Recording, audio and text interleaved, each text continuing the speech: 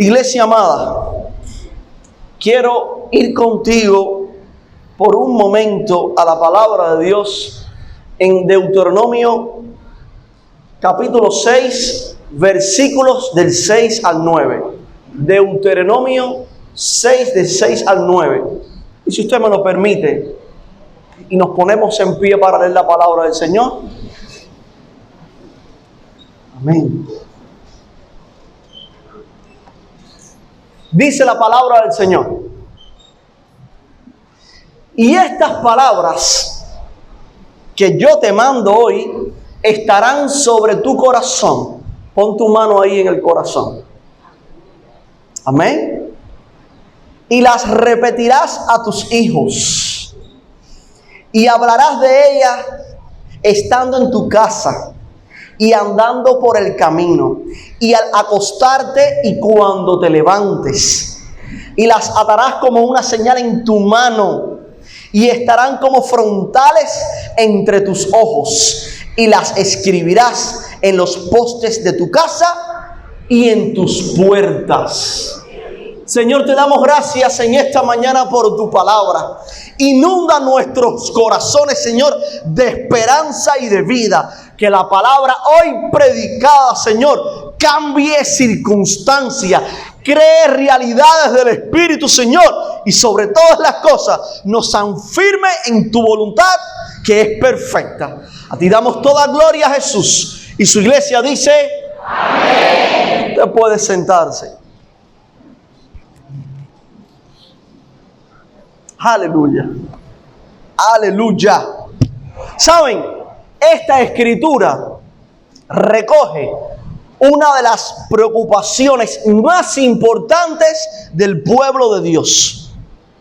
Y es esta: ¿cómo explicar tu devoción por Dios a tus hijos, a tus nietos, a tus hermanos, a tus amigos, a tus colegas, conocidos, personas que aún no saben del Señor?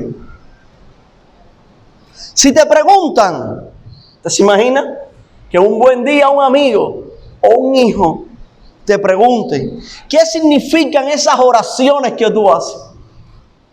¿De dónde salieron? ¿Qué son esos cultos en los que tú participas? ¿Qué es ese libro que tú lees? ¿De dónde salió? ¿Cuáles son esas actividades a las que tú vas siempre un día a la semana, ahí fijo, una hora, o tantas veces en semana? ¿Qué hacen ustedes ahí? ¿Qué les responderías si te preguntan? Porque responder esta pregunta es la clave. Escucha, iglesia, sobre esa base te voy a predicar en esta mañana. Responder correctamente esa pregunta es la clave para transmitir un legado de fe que impacte a las nuevas generaciones. Yo te voy a hacer una pregunta. ¿Quieres tú que tu fe muera contigo? ¿O quieres que se siga transmitiendo de generación en generación, a través de tu familia, a través de tus hijos y de los hijos de tus hijos?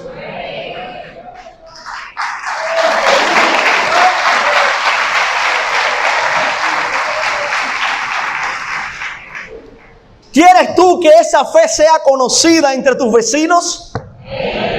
Esos que te ven salir cada domingo en la mañana y te miran. ¿Quieres ver tú cómo también ellos van a salir contigo caminando a la casa del Señor? Prepárate. Prepárate para responder esas preguntas que ellos te hacen. He titulado este sermón: cuando tu hijo te pregunte. ¿A cuántos les han hecho preguntas difíciles? Se trata de una expresión que aparece 8 veces en la Biblia. 8 veces aparece cuando tu hijo te pregunte lo que debes hacer. 3 veces en Éxodo, 3 en Deuteronomio y 2 veces en Josué. Y siempre tiene una connotación, la misma connotación, y es esta: cuéntales de Dios a las nuevas generaciones. En estos pasajes encontrarás 3 acciones que te ayudarán a dar las respuestas adecuadas cuando tu hijo te pregunte ¿por qué eres cristiano o amas a Dios? ¿A cuántos le han hecho esa pregunta? En primer lugar, recuerda la liberación de Dios. Cuando alguien te pregunte, cuando tu hijo te pregunte, recuerda la liberación de Dios. En segundo lugar, enséñale la ley de Dios. Y en tercer lugar, testifica del poder de Dios.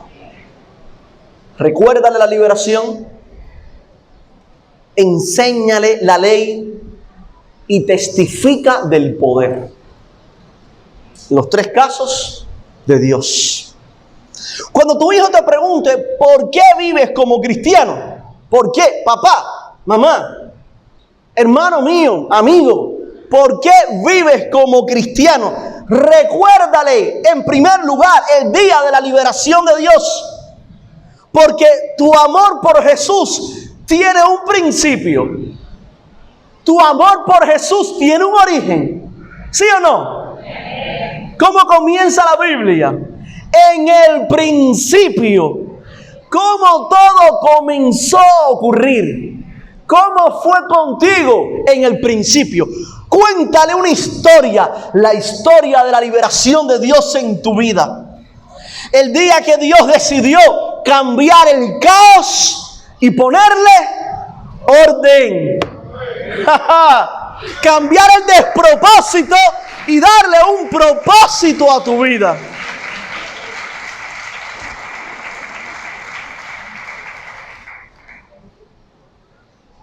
Cuando era niño, yo recuerdo que una de las maneras en que nos enseñaban a buscar el orden era a través de un imán, porque el imán es una fuerza que puede atraernos, ¿verdad?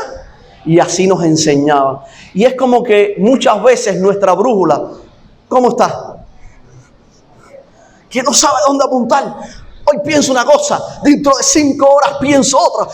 Hoy me quiero ir para España, en la mañana para Estados Unidos, después para Ecuador, después para Uruguay y después, ¿para dónde me voy? Y de pronto llega a la presencia de Dios como un imán que te atrae y te dice, es por aquí, hijo mío. Tú andarás por caminos de justicia, yo te guiaré. Así llegó el Señor a nuestra vida, como una fuerza poderosa para darle un sentido y una orientación. Ese fue el día de la liberación. Ahora, desde entonces, en tu vida se desencadenaron 3 eventos. Y los voy a ir comparando con 3 grandes eventos del pueblo de Israel. Para el pueblo de Israel, todo comenzó, la gran liberación comenzó con la Pascua. Mientras ellos vivían con dolor bajo el yugo de Egipto, Dios decidió darles libertad. Se les ordenó sacrificar un cordero por familia y rociar su sangre en los postes y dinteles de las casas.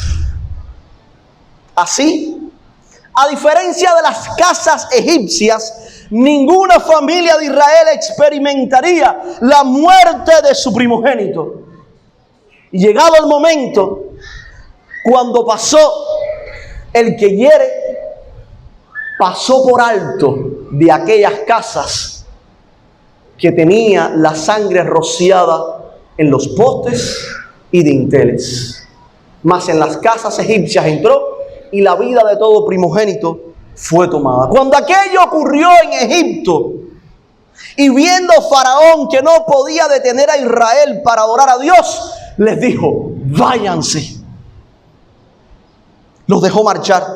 Y por esta razón, cada año en la fecha señalada, Israel realiza la Pascua, porque es el día de la liberación. Quiero leerte Éxodo 12, versículos 26 y 27 para que vean qué se les responde a los hijos cuando preguntan: papá, ¿qué significa esto de la Pascua que celebramos cada año? Dice así: y cuando os dijeren vuestros hijos, ¿qué es este rito vuestro? Vosotros responderéis: es la víctima de la Pascua de Jehová, el cual pasó por encima de las casas de los hijos de Israel en Egipto, cuando hirió a los egipcios y libró nuestras casas. Entonces el pueblo se inclinó y adoró. Y ahí vendrá esa pregunta: ¿por qué adoramos, papá? Amigo, ¿por qué adoras? ¿Por qué hacemos esto? Hijo mío, adoramos a Dios porque en el día de la angustia, de la desesperación, de la muerte, Él nos dio salvación. Quizás no te lo he contado, pero mi vida antes era un desastre. Nuestra familia antes estaba destruida, pero Dios ha llegado ahora para darle un orden y un propósito. Y esa es la razón por la cual ahora solamente nos inclinamos y adoramos a Dios. La cena pascual daba inicio a otro evento memorable. No solamente era el sacrificio de ese corderito, ese macho de 1 año de nacido, perfecto, sin mancha, que luego se compartía en cena con otras familias si no alcanzaba para comerlo en una sola, sino que daba inicio a otros eventos memorables. Y era uno de ellos, la fiesta de los panes sin levadura. Escuchen esto. Cuando Dios anunció la liberación, que iba a liberar al pueblo de Dios, y les mandó preparar la cena pascual, no había tiempo para leudar la masa del pan. ¿Qué había que hacer? Había que ceñirse los lomos, ajustarse bien el cinturón y tener el calzado ajustado, porque había que estar listos para salir. No se podía ese día participar de la cena como cualquier otro día. Usted se sienta a cenar, usted llama a la familia: ven, tranquilo, vamos a cenar con tiempo, vamos a sentarnos todos alrededor de la mesa. No. Ese día había que tener la ropa puesta y los zapatos listos, porque el momento de la liberación iba a llegar en cualquier momento. Había que estar listo. Entonces el Señor les dijo: no le echen levadura a la masa del pan, porque ustedes no van a poder esperar el tiempo que se requiere para que la masa esté leudada. Y van a comer así panes sin levadura durante toda una semana. Miren lo que dice Éxodo 13:8. Y lo contarás en aquel día a tu hijo diciendo: se hace esto con motivo de lo que Jehová hizo conmigo cuando me sacó de Egipto. ¿Ven cómo para cada pregunta debe haber una respuesta? Papá, preguntará el hijo: ¿por qué no vivimos como el resto del mundo? ¿Por qué tiene que ser diferente con nosotros, con nuestra familia? ¿Por qué tú tienes que ser diferente? ¿Por qué tú no haces lo mismo que hacemos nosotros, los demás? Tú le responderás: hijo mío, así como los israelitas salieron con prisa de Egipto, también nosotros debemos apresurar nuestros pasos para salir de todo escenario de esclavitud del pecado de este mundo. No es que no me quiera acercar, no es que no me quiera comprometer, es que tengo que salir deprisa, porque ha llegado el día de nuestra liberación. Así como los israelitas comieron el pan sin levadura, también nosotros debemos desechar la levadura del pecado, pues un poco puede contaminar a toda la familia. Leamos primero a los Corintios 5, versículos 6 y 7. Dijo Pablo: no es buena vuestra jactancia. ¿No saben que un poco de levadura leuda toda la masa? Limpiaos pues de la vieja levadura, para que seáis nueva masa, sin levadura como sois, porque nuestra Pascua, que es Cristo, ya fue sacrificada por nosotros. Entonces miren la aplicación que Pablo está haciendo. Ya nosotros no tenemos que sacrificar un corderito pascual, porque nuestra Pascua es Cristo y Él se sacrificó por nosotros. Por tanto, nosotros ahora tenemos que ser como panes sin levadura.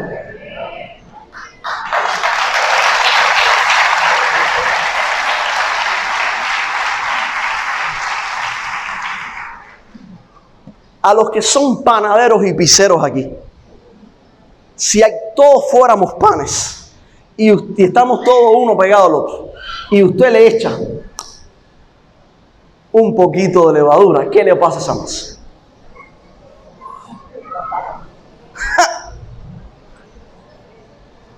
Una de las cosas que más me llama la atención, aunque este no es un símbolo que se usa en la palabra de Dios explícitamente, pero me llama la atención, cuando por vez primera pedí consejo para hacer una masita de pan en mi casa, fue que me dijeron: y tienes que taparla y ponerla en un lugar oscuro, para que la levadura. Y mientras preparaba la palabra yo decía: miren ustedes qué cosa, en un lugar oscuro, porque cuando esa levadura que contamina ve la luz, ¿qué hace? Se va en el nombre de Jesús. Por eso yo te digo: huye, apresura tus pasos, prepara los panes sin levadura, porque el día de la liberación ha llegado y el Señor a libertad te ha llamado, y así se lo contarás a tus hijos cuando pregunten. La liberación de Egipto tuvo un tercer evento. Fíjense: la cena pascual, sacrificar el corderito para rociar con su sangre los postes y el dintel, luego comerlo junto con la familia, preparar los panes sin levadura y participar de ellos durante una semana. Pero tenía un tercer evento, y es la consagración de los primogénitos. ¿En qué consistía? Cada familia de Israel debía consagrar todo primogénito de los animales y de la casa al Señor. Todo lo primogénito. Resaltando un gran principio que quiero hoy sembrar en tu corazón, iglesia. Recuerda esto, y recuérdale esto a tus hijos y a las nuevas generaciones. Lo primero le pertenece a Dios.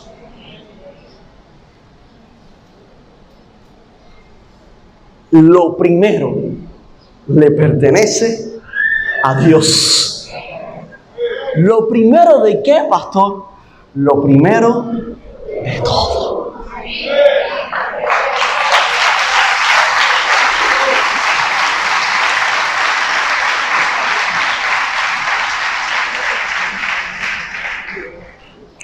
Si nace el niño, entrégaselo al Señor. Si te vas a casar, presenta tu matrimonio al Señor. Si el Señor te prospera y te bendice, da tus diezmos y ofrendas al Señor.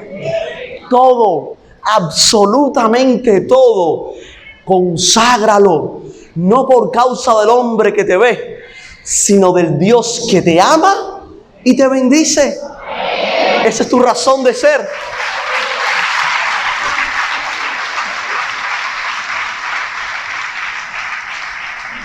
Leamos Éxodo 13, 14 al 16.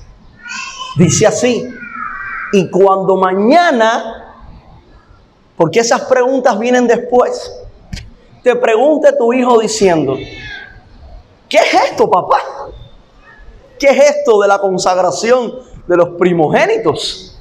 Le dirás: Jehová nos sacó con mano fuerte de Egipto, de casa de servidumbre, y endureciéndose Faraón para no dejarnos ir, Jehová hizo morir en la tierra de Egipto a todo primogénito, desde el primogénito humano hasta el primogénito de la bestia. Por esta causa yo sacrifico para Jehová todo primogénito macho y redimo al primogénito de mis hijos. Te será pues como una señal sobre tu mano y como un memorial delante de tus ojos, por cuanto Jehová nos sacó de Egipto con mano fuerte. Así que tu hijo te preguntarán: papá, ¿por qué presentan a los niños en la iglesia? ¿Por qué? Es una dedicación. Cuando un niño se presenta, se consagra, se aparta para Dios en santidad. ¿Por qué presentas lo mejor para el Señor? ¿Por qué se enseña, papá, que cuando una persona sirve al Señor, ya sea a través de la predicación de la palabra, de un discipulado, del arte, de la música, por qué siempre se dice que debemos hacerlo con excelencia, papá? Hijo mío, porque somos consagrados y cuando hacemos algo para Dios, tenemos que darle lo mejor. Enséñaselo. No le enseñes a servir con tristeza. No le enseñes a servir con carga. Enséñale que cuando le damos algo al Señor, lo hacemos con júbilo y con gozo, porque a Dios hay que darle lo mejor.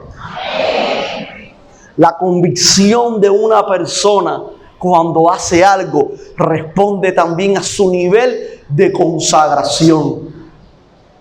La gente quizás no pueda ver los pensamientos que pasan por tu mente, pero sí pueden ver tu gozo, tu júbilo, tu alegría, tu carácter, tu paz, tu paciencia. Están viendo tu consagración ahora. Escucha esto, iglesia. Jesús es el primogénito de una gran familia que es la iglesia de Dios. Y por su consagración, la consagración del primogénito es que ahora nuestros pecados son borrados. Fue presentado como primogénito y por su presentación, por su consagración, ahora nuestros pecados han sido lavados, redimidos. Te leo un versículo en Apocalipsis 1:5. Dice la palabra: y de Jesucristo, el testigo fiel. ¿Y qué dice a continuación? El primogénito de los muertos y el soberano de los reyes de la tierra, al que nos amó y nos lavó de nuestros pecados con su sangre. ¿Cuántos dan gloria a Dios?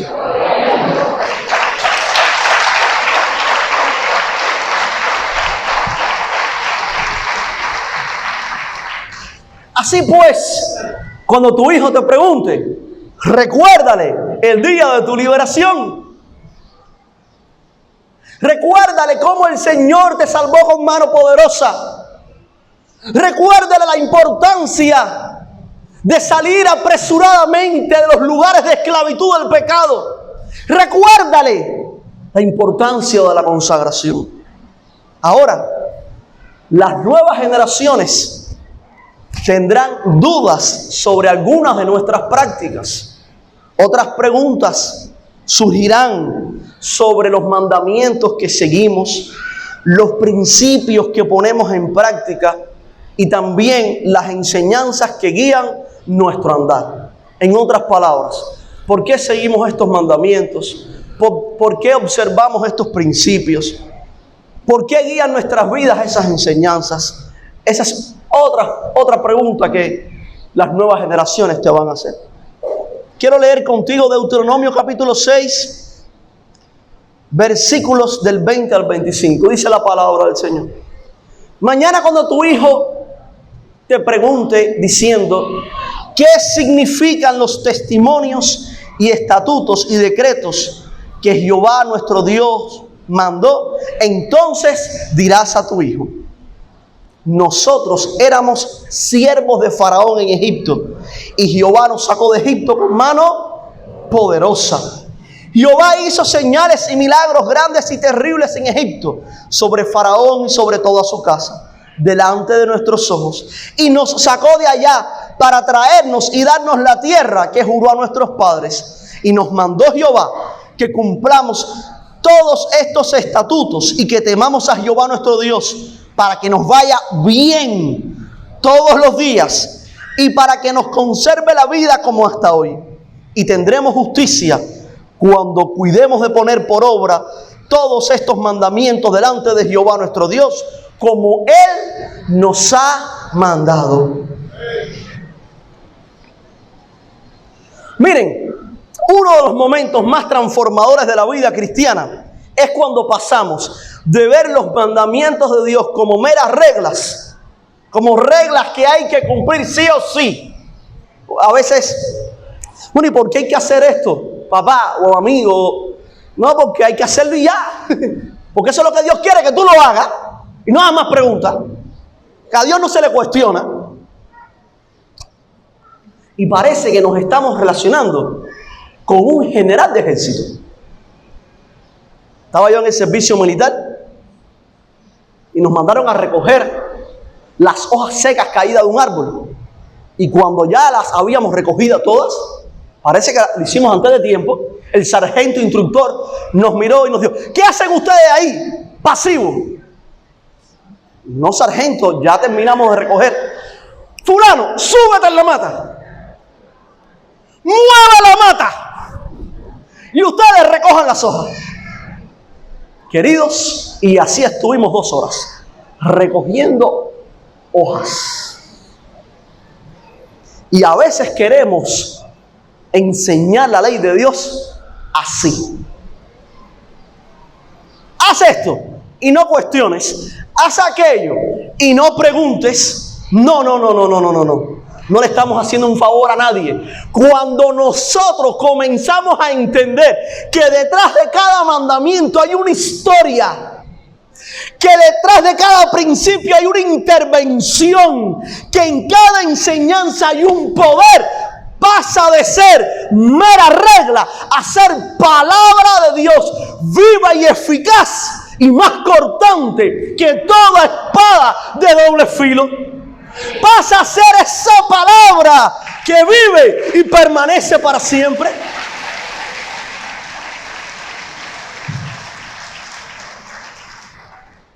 A las nuevas generaciones, a nuestros hijos, les será una carga pesada cumplir mandamientos que nosotros enseñamos y no somos capaces de poner en práctica, porque a nuestros hijos les interesan nuestras historias más que nuestras palabras. ¿Está escuchando? A nuestros hijos los marcarán más nuestras historias que nuestras palabras. ¿Cómo logramos que nuestros hijos se deleiten? Que aquellos a los cuales les enseñamos, amigos, colegas, conocidos, vecinos, se deleiten en la ley de Dios. Primero, enséñales a escuchar la voz del que les ha dado libertad. Si Dios nos libertó de la esclavitud del pecado, ¿para qué es? Para que andemos en vida nueva. Si queremos que nos vaya bien, tenemos que silenciar la voz del mundo para dar lugar a la voz de Dios. Siéntate con Él a leer la palabra y pregúntale, ¿qué te dice Dios ahí? ¿Qué te está enseñando? A veces van a ser así, mira. No sé, papá, no tengo idea. Tú le das unas pistas, tú le empiezas a ayudar, tú le empiezas a conectar con la historia de su vida, tú le empiezas a enseñar cómo ponerlo en práctica. Y deja de ser una regla seca y sin sentido para convertirse en algo que él empieza a escuchar en su corazón. Este es mi consejo. Conecta tu vida con la palabra de Dios. Que no sea un recetario. Que no sea una obra de consulta para momentos de apuro. Ahora esto que nos pasó. Ay, ¿dónde está la Biblia? Vamos a buscarla para ver. ¿Qué dice? No. Llena tus labios de la palabra de Dios y fundamenta tus acciones en su consejo. Que todos puedan comprobar la veracidad de esta palabra que tanto hemos dicho.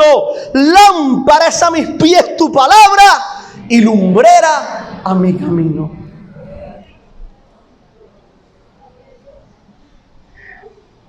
Segundo lugar, la obediencia a los mandamientos no es una carga, sino es una forma de vida que nos lleva a experimentar la bondad y la fidelidad del Señor.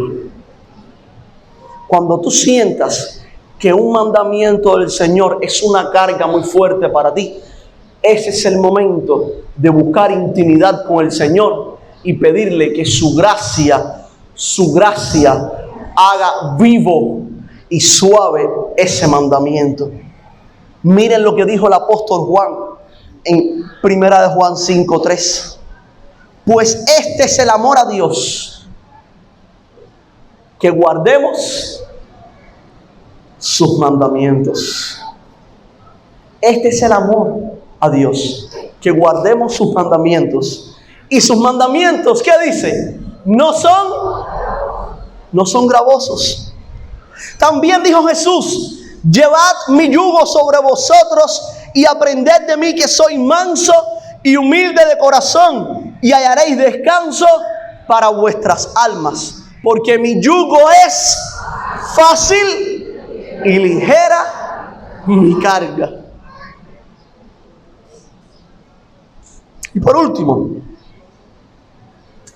deja testimonios visibles del poder de Dios para despertar la curiosidad de las nuevas generaciones. Y cuando tu hijo te pregunte, tengas la oportunidad de hablar de Dios. Cuando yo era niño, en la puerta de mi casa, para poder salir, en la puerta de mi casa cerrada, había un papel impreso con un San Lázaro y una oración que era oración a no sé qué cosa Lázaro. Y estaba esa oración ahí. Y yo preguntaba: mami, ¿y esta oración qué cosa es? Y ahí más o menos me explicaba. Supuesto, cuando aquello no conocíamos al Señor, te lo sabes. Pero ¿a dónde voy? Cuando tú quieres transmitir la fe a tus hijos, tú tienes que dejar señales, testimonios, evidencias, para que cuando tus hijos tropiecen con esa evidencia, con esos testimonios, te pregunten: papá, ¿y eso por qué está ahí? Entonces un día llegará a tu gaveta, la abrirá y verá un nasobuco y te preguntará: papá, ¿y eso para qué es? ¿Por qué dice Dios me liberó? Hijo mío, en el año 2020, una plaga terrible azotó el mundo y azotó nuestro país. Y este fue el nasobuco que yo usé para que esa plaga no entrara. pero es un testimonio de Dios, porque en aquellos 2 años terribles, el Señor nos salvó a mí y a mi casa.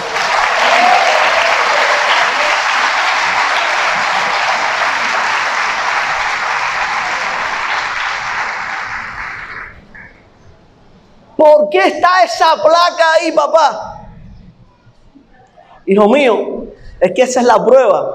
Esa es la prueba de que Dios me sanó del cáncer. Porque esa es la prueba que dice que yo un día fui azotado por esa enfermedad, pero Dios me sanó.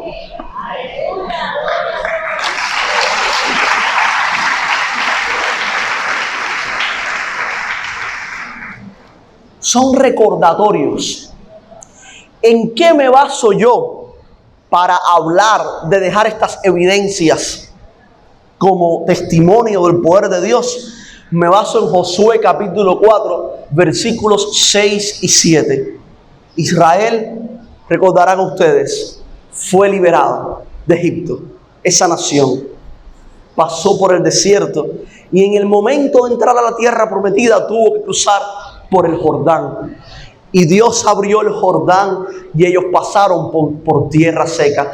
Y el Señor les dijo ahora que tomaran 12 piedras, una piedra por cada tribu, y la pusieran alrededor de este lugar como señal del poder de Dios para las futuras generaciones. Y así dice Josué 4, del 6 al 7. Para que esto sea señal entre vosotros, y cuando vuestros hijos preguntaren a sus padres mañana diciendo, ¿qué significan estas piedras? Les responderéis así. Les contarás esta historia: que las aguas del Jordán fueron divididas delante del arca del pacto de Jehová. Cuando ella pasó el Jordán, las aguas del Jordán se dividieron cuando vieron la presencia de Dios. Y estas piedras servirán de monumento conmemorativo a los hijos de Israel para siempre. Cuando pasó la presencia del Señor, cuando pasó el Espíritu de Dios, las aguas retrocedieron. Las enfermedades fueron canceladas en el nombre de Jesús. Las vidas fueron restauradas y liberadas, porque donde está el Espíritu de Dios, allí hay libertad.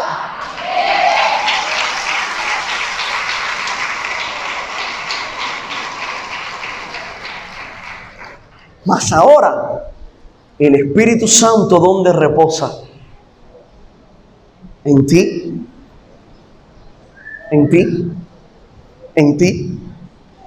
Y ya tú no eres una piedra puesta en el Jordán para testimonio de las nuevas generaciones. Ahora tú eres una piedra viva. Un testimonio vivo. Ahora la gente que te ve pueden decir, esto es una evidencia del poder de Dios. Porque yo lo conocía antes, ahora no es el mismo. Es diferente. Es alguien nuevo. Hubo obras que quedaron atrás. Ahora hay cosas nuevas sucediendo en la vida de esta persona. Y ya resulta que tú eres a los ojos del mundo un testimonio vivo del poder de Dios. Deja evidencias en el camino. Deja señales del poder de Dios. Cuenta tu historia. Miren, ahora muchos están mirando qué ocurre en las redes sociales. Yo te pregunto, ¿alguna vez en tus redes sociales has escrito la historia de lo que Dios hizo contigo? ¿Acaso alguien conoce tu testimonio? ¿Acaso alguien sabe lo que Dios ha hecho contigo? ¿Tienes la valentía de contarles a los que no conocen a Dios o incluso quizás no te conozcan a ti, lo que Dios ha hecho en tu vida. La gente muchas veces espera la historia de la gente famosa. Daddy Yankee se convirtió. ¡Ay, mi madre! ¡Miren eso! Daddy Yankee se convirtió. Y los ángeles en el cielo se regocijan. Pero los ángeles en los cielos también se regocijan cuando Isaac se convierte, cuando Manuel se convierte, cuando María se convierte, cuando José se convierte. ¿Qué esperas para contarles lo que Dios hizo contigo? ¿Qué estás esperando? ¿Qué estás esperando para darle gloria a Dios con tu vida? Mantén visibles en tus hogares versículos bíblicos. Ponlo. He entrado a casas de familias acá que dice: Señor, bendice mi cocina y que haya siempre alimento en esta casa. Gloria a Dios. Gloria a Dios. Señor, bendice este hogar. Señor, bendice mi casa. Deja las evidencias para que otros, cuando las vean, te puedan preguntar. Usa una gorra que diga: amo a Jesús. No para gloria tuya, no es para decirle a todo el mundo que eres cristiano, ese no es el enfoque. Por ahí no quiero ir. Ajá, no. Lo que quiero es que esas evidencias sean un lazo, un gancho que les permitan a las personas preguntarte: ¿y eso qué significa? Y cuando alguien te pregunta: ¿y eso qué significa?, prepara las municiones y ministra la palabra de Dios en el nombre de Jesús.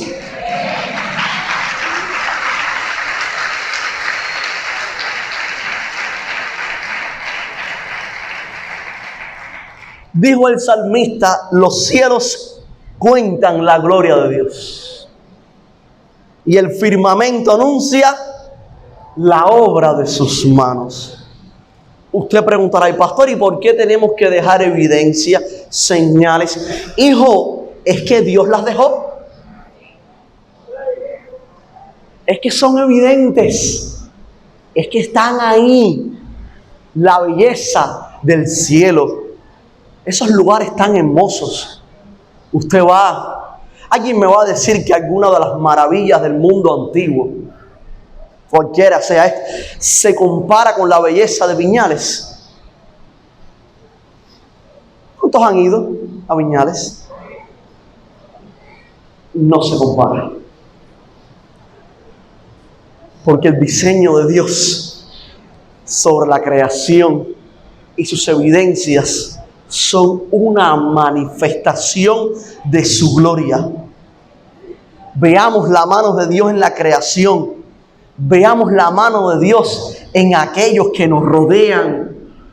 Cada vez que tú veas a ese hermanito que un día conociste, que estaba perdido, que estaba metido en drogas, o que era alcohólico, o que salió con una sentencia de prisión, y tú lo veas hoy sirviendo al Señor, no digas: yo sé quién era. No digas: oye, yo sé quién era. Pero mira lo que Dios ha hecho en él o en ella. Porque somos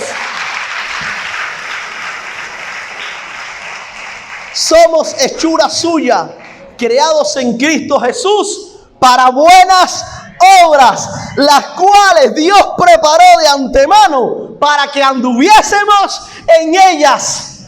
¿Por qué? Como padre tengo todo preparado para que mis hijos sirvan al Señor. Y me equivocaré en el camino. Lo tengo preparado porque Dios me preparó para andar en buenas obras. Así que yo tengo que preparar también y ayudar y conducir y guiar a mis hijos y a las nuevas generaciones en lo que establece la palabra de Dios. En esta gran historia que todos hemos sido llamados a vivir.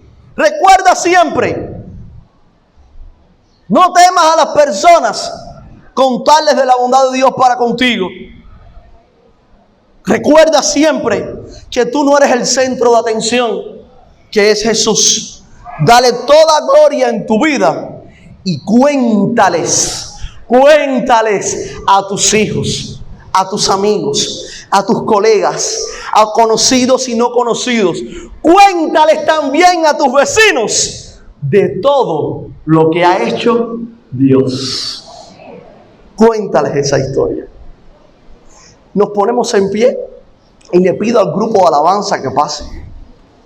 Pues yo quiero hacer algo en esta conclusión contigo.